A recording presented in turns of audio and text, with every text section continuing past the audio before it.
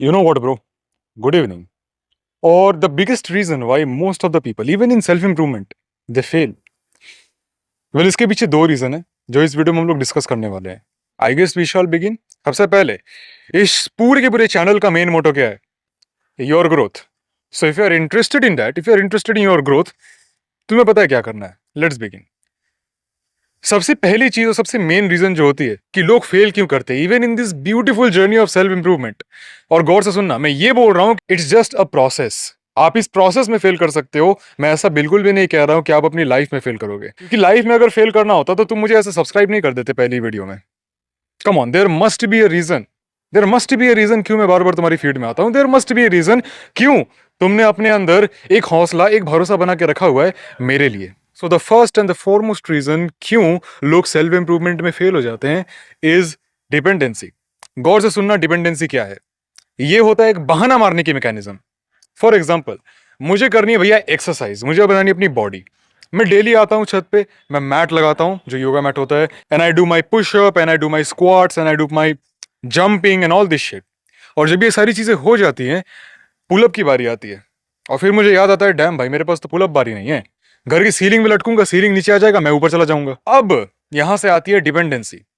अब सिर्फ तुम्हारी एक पुलअप बार के चक्कर में जो पूरी कैलिस्थेनिक्स की रूटीन तुमने बना रखी थी, it goes in when. Everything is fucked up. क्यों? क्योंकि तुम्हारे पास पुलअप बार नहीं है. तुम बिना पुलअप बार के भी पुशअप कर सकते थे, तुम बिना पुलअप बार के भी अपनी बाकी सारी एक्सरसाइजेस कर सकते थे. You could have continued training your upper body, but नहीं करनी है. क्यों? पुलअप बार नहीं है. प्रोक्रेस्टिनेट कर रहे हो इस नाम पे. डिपेंडेंसी बना के रखी है तुमने सिर्फ एक फकिंग पुलअप बार के ऊपर, और तुम कोई एक्सरसाइज नहीं कर रहे हो. यू आर डूइंग नथिंग भाई. पहले एटलीस्ट तुम एक्सरसाइज कर रहे थे, पहले तुम एटलीस्ट थोड़ा सा प्रोग्रेस कर रहे थे अपनी मसल को लेके. हाइपरट्रॉफी हो रही थी अंदर, अब वो भी नहीं हो रही है. चूदे पड़ो अपनी लाइफ में, शर्म कर लो थोड़ी सी. यार मुझे इतनी एक्सट्रीम जाने की आदत नहीं है, लेकिन क्या करता हूं, जब सोचता हूं, इमेजिन करता हूं कि ऐसे 2 लाख लोग हैं, 3 लाख, 4 लाख, 10 लाख, 20 लाख लोग हैं जो सच में इस चीज से गुजर रहे हैं. मैं बता नहीं सकता कैसा फील करता हूं यार. Still still still there is a solution, तो मैं तुम्हें दे रहा हूं. डिपेंडेंसी बनाना बंद कर दो. अगर तुम्हारे पास पुल अप बार नहीं है, और ये सिर्फ एक्सरसाइज की नहीं, तुम जितने भी काम करने वाले हो, तुम जितनी भी चीजों में प्रोग्रेस करने वाले हो, मैं उन हर एक चीज की बात कर रहा हूं भाई. तुम्हारे पास अगर एक चीज नहीं है, उसका एक कंपोनेंट नहीं है, तो प्लीज प्लीज बाकी कंपोनेंट्स पे वर्क कर लो. तुम्हारे ऊपर शेयर करने से ना मुझे कुछ नहीं मिल रहा है, लेकिन at least you get a little bit of motivation, और उतनी ही काफी है लाइफ में आगे बढ़ने के लिए. बहुत लोगों ने ऐसा किया, बहुत ही ज्यादा लोगों ने, मतलब जितने लोगों ने बोर्ड्स के एग्जाम दिए हैं ना, सबने ऐसा किया है. जितने भी लोगों ने एग्जाम वगैरह दिए हुए हैं कि भाई अभी तो एग्जाम चल रहा है, मुझे कंटेंट क्रिएशन करना है, यार भाई अभी तो एग्जाम चल रहा है, मुझे एक्सरसाइज वगैरह करनी है, तो अभी एग्जाम चल रहा है, मुझे सेल्फ इंप्रूवमेंट फॉलो करना है. ये सारी चीजें उनके मन में है. तो वो क्या करते, कहेंगे भाई एग्जाम जैसे ही खत्म हो जाए ना, अगले ही दिन से उखाड़ देंगे. जैसे एग्जाम खत्म होता है, कहां गई उखाड़ने वाली बात? डस्टबिन में. कहां गई मोटिवेशन? डस्टबिन में. कहां गई डिसिप्लिन? डस्टबिन में. वो जो रूटीन बना के रखा हुआ था कि एग्जाम जैसे ही खत्म हो, गायब. डस्टबिन में. 10 दिन बीत जाएगा, एग्जाम खत्म हो चुका है, उसके बाद अचानक से वंडर करोगे, अरे भाई प्रोग्रेस नहीं हो रही. अबे चूतिया हो क्या? आई रियली होप तुम नहीं हो, लेकिन हरकत ऐसी मत किया करो ना यार. तो इस गलती को सुधारना तुम्हारी जिम्मेदारी है. प्लीज इस चीज को जल्द से जल्द ठीक करो. अगर तुम्हारे पास कुछ नहीं है, तो जो है उससे काम चलाना शुरू कर दो. Do not be dependable. Dependability is a bitch. एक बार तुम्हारी लाइफ में घुस गई, खत्म कर देगी तुम्हें. तुम्हारे टाइम को ऐसे ब्लैक होल की तरह खाएगी, पता भी नहीं चलेगा. एंड मेरे भाई, मैं कितनी बार भौंक भौंक के थक चुका हूं कि भाई time is the most limited currency.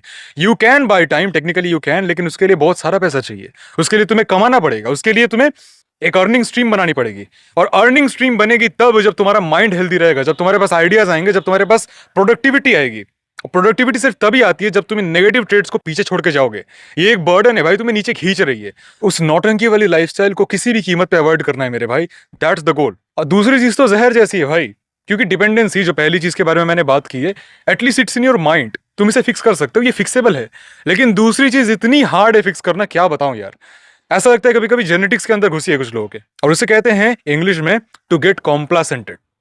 अगर सही भाषा में बताऊं तो, तुम प्रोग्रेस कर रहे हो, तुम 0 पे थे, 1 पे पहुंचे, 2 पे पहुंचे, 3 पे पहुंचे, 5 पे पहुंचे, 10 पे जैसे ही पहुंचे, someone gave you a compliment कि अरे भाई चमक रहा है, क्या बात है. या फिर यूट्यूब चैनल तुमने खोला है, तुम्हारा एम था 10,000 सब्सक्राइबर्स, तुम पहुंच गए 20,000 पे, यू गॉट कॉम्प्लासेंटेड. अब तुम्हें लग रहा है भाई अब यार लाइफ में बहुत कुछ अचीव कर लिया यार, अब तुम्हें चूतिया हो तुम एक नंबर के. कुछ नहीं किया अचीव तुमने. छोटा सा तो गोल बना के रखा था, घंटा कुछ कमा नहीं रहे हो, और उस गोल का डबल क्या कर लिया, अरे लाइफ सफल. कुछ सफल नहीं हुआ भाई, कोई मतलब ही नहीं बनी उस गोल का. मैं मानता हूं तुमने प्रोग्रेस की है, तुमने एक गोल सेट किया था, यू टेक्ड इट, बहुत अच्छी बात है, I am proud of you. लेकिन ब्रो, वो तेरी लिमिट नहीं थी? You can do more than that, come on. तो द बिगेस्ट फैक्टर भाई, डिपेंडेंसी तो फिर भी ठीक है, कुछ लोगों में होती है, कुछ लोगों में नहीं होती है। कॉम्प्लेसेंटेशन तो साला सब में होती है। जिसको तुम अपनी आंखों से देख रहे हो कॉम्प्लेसेंटेड है। दो लोगों से दो तारीफें मिल गई, कॉम्प्लेसेंटेड। इंस्टाग्राम में 3-4 लड़कियों से कमेंट आ गए, थोड़े से कॉम्प्लीमेंट आ गए, थोड़ा सा डीएम आ गया कि यार यू लुक हॉट, यार यार मस्त लग रहे हो, यार क्या मस्त स्किन केयर की है भाई, क्या बोलते हो, मुआ चुम्मेश्वरी। यू गेट कॉम्प्लेसेंटेड और उसी वक्त चुद जाते हो भाई, वही सिग्नल लेके तुम चुदे पड़े हो। And trust me, it's a harmful piece of shit. Always say this thing, if you are progressing in your life, credit उन्हें दो। If you are regressing in your life, उन पर भरोसा रखो। He is your hope, he is your credibility. उसके ऊपर यकीन रखोगे तो क्या पॉसिबल नहीं है भाई। 4 लोगों के, वो भी ऐसे लोग हैं जिन्हें तुम जानते भी नहीं हो, जिन्हें जानना भी नहीं, जिनके जान के कोई मतलब ही नहीं है, उनसे कॉम्प्लीमेंट मिल गई, तुम कॉम्प्लेसेंट हो जा रहे हो। यही तुम्हारी वर्थ है।